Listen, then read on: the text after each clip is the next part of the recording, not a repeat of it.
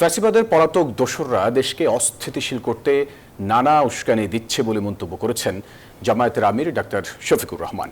সকালে নারায়ণগঞ্জ পৌর স্টেডিয়ামে জেলা ও মহানগর জামায়াতের উদ্যোগে আয়োজিত এক সমাবেশে এ কথা বলেন তিনি। এদিকে রাজধানীতে প্রতিষ্ঠাবার্ষিকীর র্যালি থেকে ফ্যাসিবাদের বিরুদ্ধে সর্বদলীয় ছাত্র ঐক্যের ডাক দিয়েছে ইসলামী ছাত্র শিবির। ৪৮তম প্রতিষ্ঠাবার্ষিকী উপলক্ষে ইসলামী ছাত্র শিবির ঢাকা মহানগরের উদ্যোগে ঢাকা বিশ্ববিদ্যালয়ের কেন্দ্রীয় মসজিদ থেকে মিছিল বের করে, যা শেষ হয় পল্টনে গিয়ে। মিছিলে অংশ নেন ছাত্র শিবিরের সাবেক কেন্দ্রীয় সভাপতি এবং জামায়াতের সহকারী সেক্রেটারি মাওলানা রফিকুল খান সহ সাবেক কেন্দ্রীয় নেতারাও। মিছিল শেষে শিবির সভাপতি জাহিদুল ইসলাম বলেন, ফ্যাসিবাদের বিরুদ্ধে ঐক্যে কেউ বাধা হয়ে দাঁড়ালে ছাত্র সমাজ তার জবাব দিবে।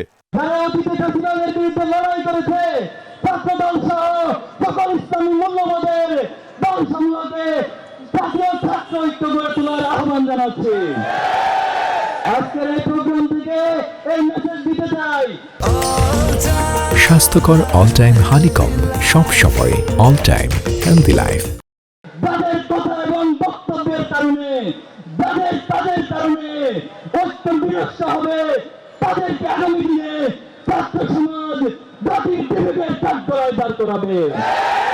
এদিকে নারায়ণগঞ্জে এক সমাবেশে জামায়াতের আমির ডাক্তার শফিকুর রহমান জানান, শেখ হাসিনা দেশ থেকে পালিয়ে গিয়েও বিদেশে বসে উস্কানি দিয়ে দেশে উত্তপ্ত পরিবেশ সৃষ্টি করছে। 15.5 বছর আমাদেরকে বড় জ্বালাতন করেছে, এখন তারা পালিয়ে গেছে, আমরা এখন স্বস্তির নিঃশ্বাস ফেলতে পারবো। কিন্তু না, তারা পালিয়ে গিয়েও দেশকে অস্থির করার জন্য মাঝে মধ্যেই উস্কানিমূলক কর্মকাণ্ড করে থাকে।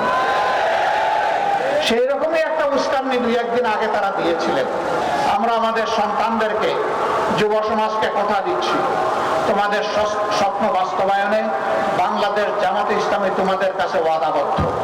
দেশের প্রশাসন, বিচার ব্যবস্থা থেকে শুরু করে সব সাংবিধানিক প্রতিষ্ঠান আওয়ামী লীগ ধ্বংস করে দিয়েছে বলেও মন্তব্য করেন জামায়াতের আমির।